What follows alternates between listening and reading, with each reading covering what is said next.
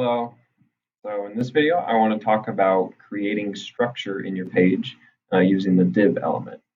So what we have right now in our HTML is just a whole bunch of elements that just flow from one after another. So really just going to get them starting from the top and working their way down.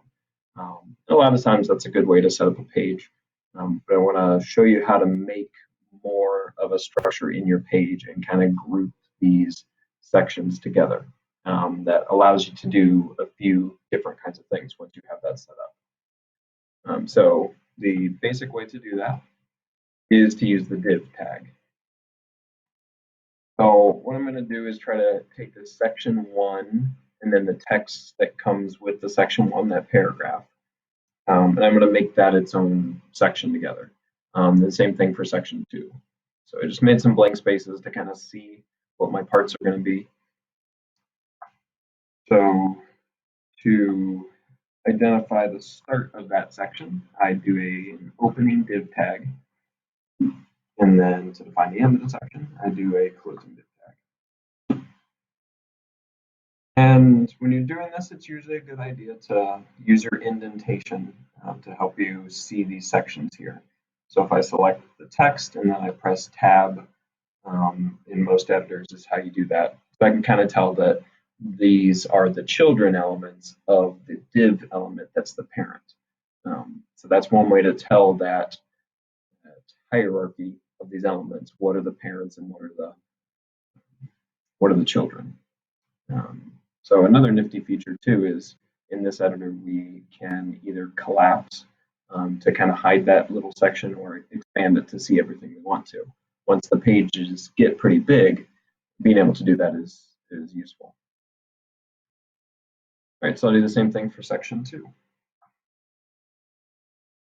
right, I will create a div tag to start the section, and then a closing div tag to end it. And I like to do my indentation there. So you notice how the way the page looks really hasn't changed at all. These divs don't look like anything automatically, unless they have some kind of styling applied to them. Then they could possibly have a border, they could have a background color.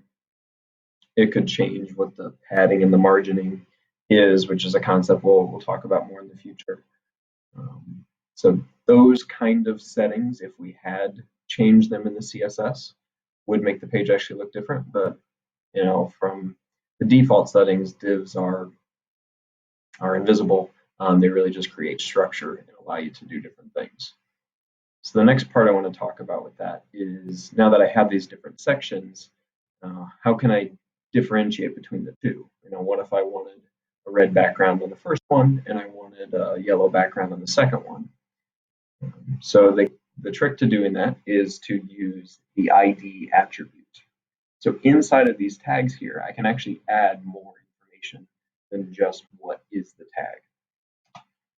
So I'm going to create some space right before that closing angular brace. And so I'm still inside the opening div tag.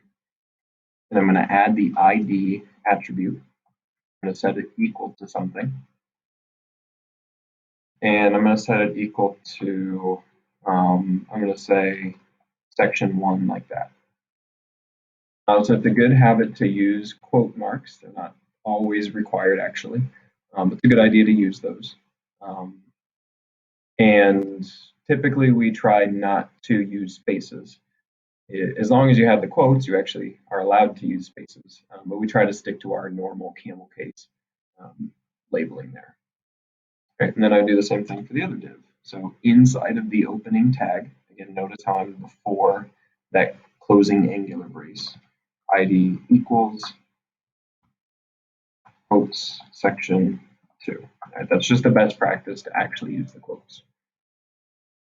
Right, that way we can use those names then when our JavaScript goes to change the page, when we want to do different CSS styling. Now we at least have this structure to define those different parts.